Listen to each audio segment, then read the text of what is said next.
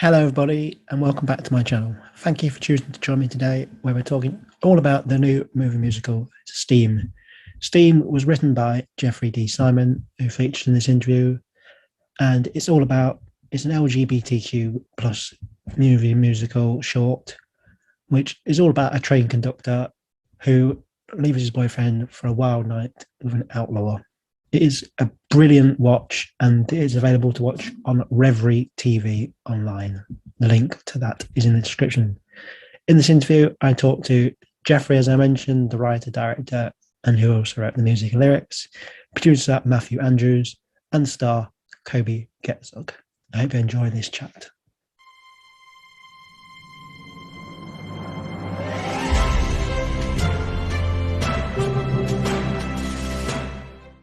I'll start. I'm Jeffrey. I'm the writer, director, and composer. Steam was a USC thesis project of mine, but also the sort of a proof of concept for The Barn, which is our movie musical production company that Matt and I started top of 2020. Yeah, Coby, Matt. There you go, Matt. I produced Steam with Jeffrey. This was our first musical. As you mentioned, it's a proof of concept, but now we're making lots of musicals together at the Barn. Hi, I'm Coby. I played Lance in the film, and it was my first time working with the Barn and with Jeffrey and Matt. And yeah, it was a great experience. Loved it, and I'm excited for more people to get to see it. Amazing. And kind of, it's probably for Jeffrey, I suppose, what kind of inspired the story? Well, it's honestly something that Matt and I have wanted to do for a long time. I mean, I grew up with a friend who started working at one of these railroads at one in Colorado. And so I've kind of kept going back there year after year. And it turns out there's like a huge gay community or LGBT community, really, of people that love historic trains and working on the train. And, Matt and I think like 9 years ago, had come up with this idea called Many More Mountains that we thought would be this epic musical shot in Colorado on the train. And then it got really, really big really quickly, and we scrapped it and we did something smaller. But then fast forward 8 years later, I was getting ready to do a thesis and thinking about like, what could it be? And the idea of doing a really short version of this musical as like a proof of concept seemed like a great idea. And then this was born. Amazing. Yeah, we finally got to make our dreams of making a gay Western musical come true. Yeah, and kind of, did any of your own kind of personal experiences kind of then come into kind of either the writing or your performance on the screen kind of thing? For sure. I mean, I Jeffrey and I were talking about this recently, that I don't, I'm a proud gay man, and I came out at the end of high school, and before this, I hadn't really had an opportunity to portray someone who is out and proud and gay and doing interesting things and is a complicated character and is flawed. And I think that this is a really cool opportunity to show that. Yeah. Very good. And like, obviously, like I said, it's brilliantly like put together and so well written. Kind of how do you go about then crafting from the writing to then building it to the kind of screen? Well, I'm a big proponent of the fact that like there should be a reason that a musical is a movie and isn't better on stage. I think this is a great example because we have trains and we have a robbery and we have all, it's just, I like to think it's a very cinematic musical. So, when I'm writing, I go through the songs and I think, well, what is visual about this song? What's happening during it? How are they traveling from one place to another or telling the story with the camera? And so a big part of writing the song for me is figuring out like what parts of it help the story in certain ways and how can we sort of travel through that to make a whole movie. And obviously, like, as you say, it's got trains in it and everything. How was like, if the kind of, maybe you might get more of a British audience watching this, but so kind of where was it all filmed, and kind of obviously how did it kind of go about? Because obviously getting trains is not always the easiest thing to kind of. Not the easiest. Well, I'll start the story then. So we originally wanted to shoot this in Durango, Colorado, which is this pretty small town in the mountains, and they have this incredible narrow gauge tourist steam train. And Jeffrey's friend Mike works there, and we thought, what a great opportunity to use a train. We basically wrote the whole thing assuming we were going to shoot on that train. Yeah. And then something happened, which was a forest fire was started. The forest fire was actually like a year before, but the court had finally declared that they were responsible. So all of a sudden they were responsible for paying the government millions of dollars, and they no longer had time to deal with us and our tiny little film. So I'll let Jeffrey take it from there. Yeah, I mean, but so there was this other railroad that was really the inspiration, and they graciously introduced us to the one we ended up using, which was in Chama, New Mexico, the Cumbres Toltec. And we were worried that it was this tiny little town and it could be like a conservative place, and we were making a gay Western movie, and it turned out to be the opposite, really. One of the guys who owns one of the tourist shops at right next to the depot where we filmed was a gay man and was like crazy excited about it, and ended up giving us like free wardrobe. The hat that the outlaw wears in it is free from this gay man who's like, please just make your movie, take whatever you want. I mean, it was just a really opening, incredible experience working there. Amazing. Yeah, we put up signs all over the town because we were looking for extras to be in the background, and we proudly exclaimed on it that it was a gay Western movie, and we thought like people would come with their pitchforks, but no, everybody was really happy to have us. Obviously, I presume it's all on location as well, kind of, because obviously sometimes you see these films where it's all green screen backgrounds and stuff. I guess, was that kind of important to you guys to make it so it feels so real?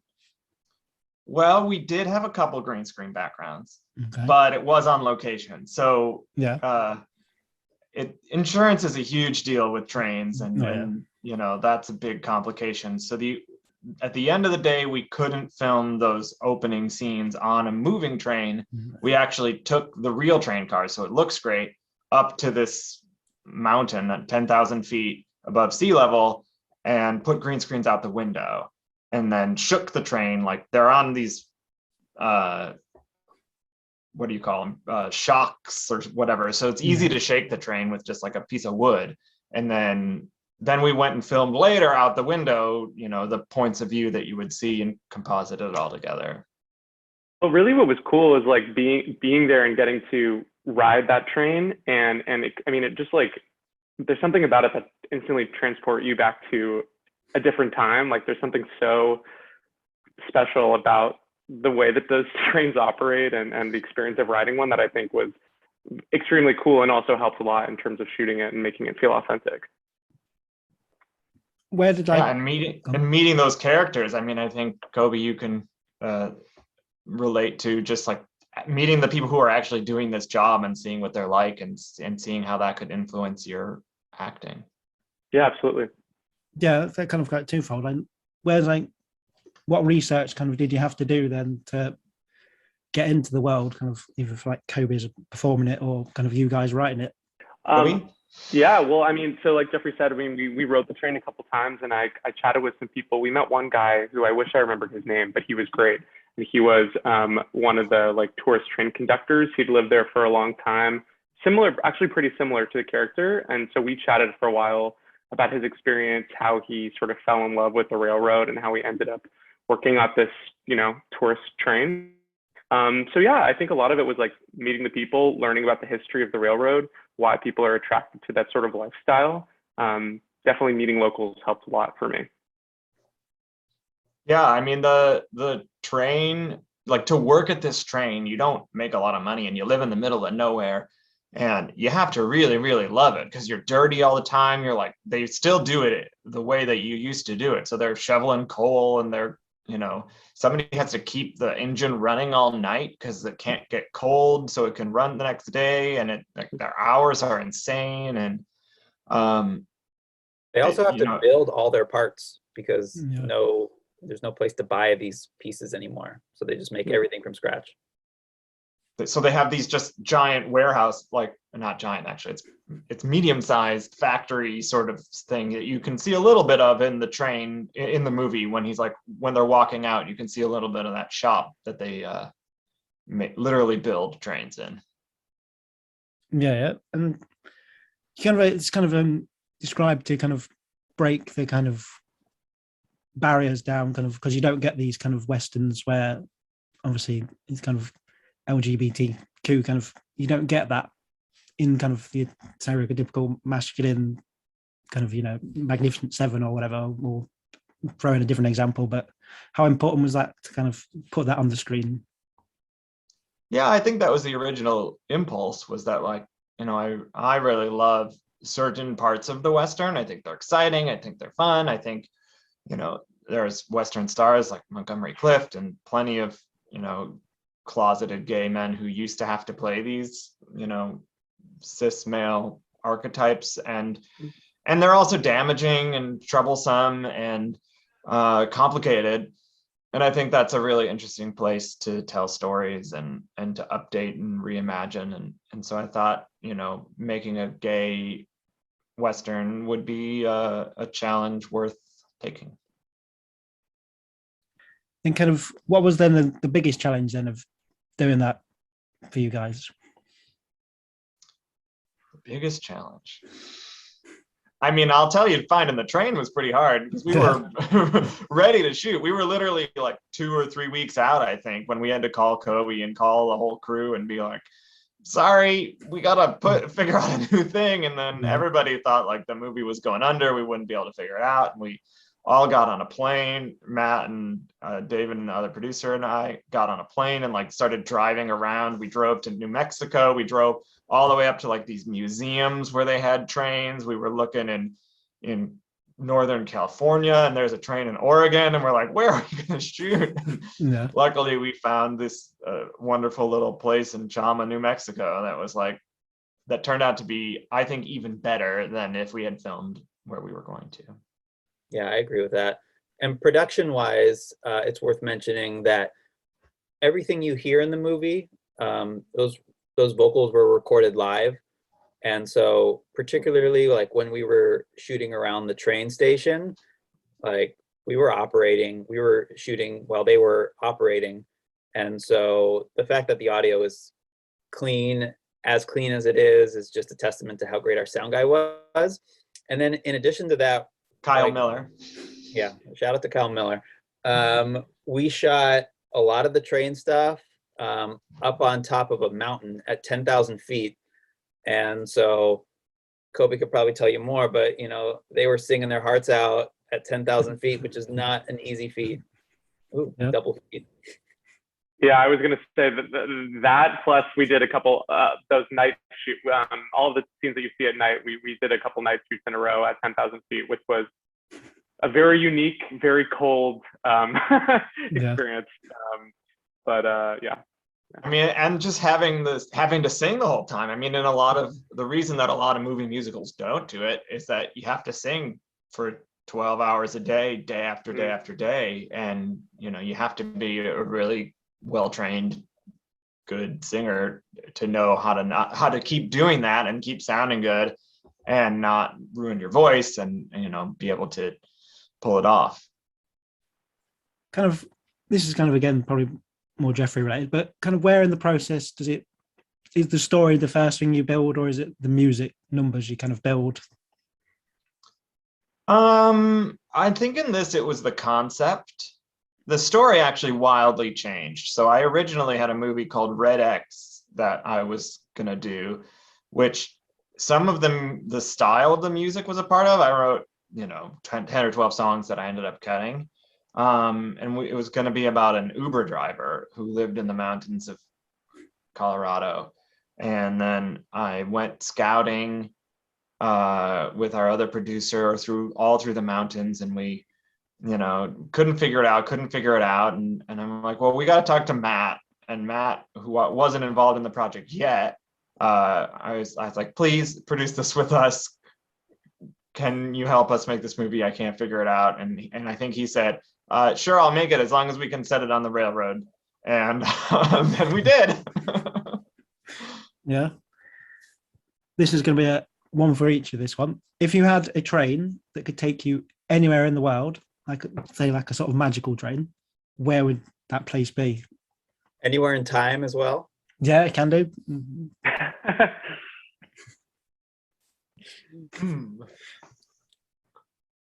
Ooh, this is a hard one. No. I would do like an underwater sort of lightning train that could take me to like Hawaii and back, but it would be glass, so I could see all the fish as I go by. That's my answer. Yeah. That's hard to beat. Yeah, I mean, good luck. I would take a train to the moon. Oh, sure. Yeah. Why not, right? Everybody wants to go to the moon.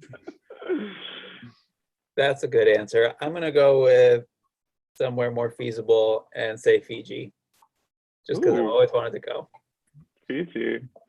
They were good answers, you see. That's why I kind of like, you said about the train underwater, that's what I always imagine like the Eurostar was like over here. Like I always imagine, because like going under channel to France, I always thought that's what the train was going to be like, but it's obviously Not like not. that, Disappointingly, no. disappointingly it's not.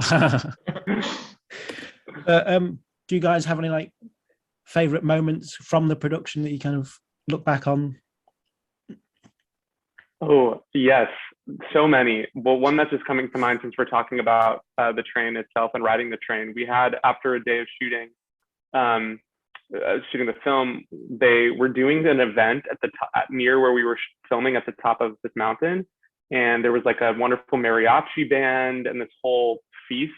And they had brought other tourists up from the town. And then when they were bringing the train back down, we all got to ride it, and they let us ride. They let the cast and crew ride in our own car of it at the back. And it was nighttime and the lights were off. And it was like, we were just leaning out of the windows, looking at the stars. It was a really, one of the coolest experiences of my life riding in. I mean, you really felt like you were in the 1800s. It was like this slow moving sort of rickety train in the middle of mountains with the stars. It was silent. That was amazing. That was such a magical evening. Thank you for reminding me about that. One of my memories is one of our early days when we shot the party scene where he surprises Lance at the bar. You know, I was just going door to door finding extras for that scene, and like somehow I found like 6 people on the street just to come be in our movie for a couple hours. I think we gave them a couple beers or something. But yeah, it was a real bootstraps kind of a production. And my favorite part of that day was when our choreographer and stunt coordinator, Ben, then took all of those people that Matt found on the road and taught them the song that I had written. And it was just like so fun to see these random people who's like, I'm a tourist from Texas. Now I'm singing your gay cowboy song. What would you say you want audiences to feel when they watch the piece? That's a good question. I like to think it challenges them, but it's also entertaining. And, you know, it's sort of, everything I write is complicated because I think the world is complicated and life is complicated. And so I hope people leave with mixed feelings and like are questioning things that they've done and maybe see the world with a little more sympathy. Very good answer. And to kind of last question for me is the big sell moment. Why should people go and check out Steam? Big sell. Because it's a freaking Western musical. I mean, it's a gay Western musical set on a train with amazing singing and action and fun, and Coby's in it. Yes, right. No, I think with Jeffrey, I mean, it's like there's nothing really like it. It is proudly queer and proudly on a train and proudly musical, and it's just fun. I mean, it's just I think it's something. It's very it'll take you to a different place for sure. So I think that we could all use that every once in a while. So yeah, so yeah. The music is incredible. I agree. Well, that leads me to thank you all for your time today, and everyone should go and check out Steam.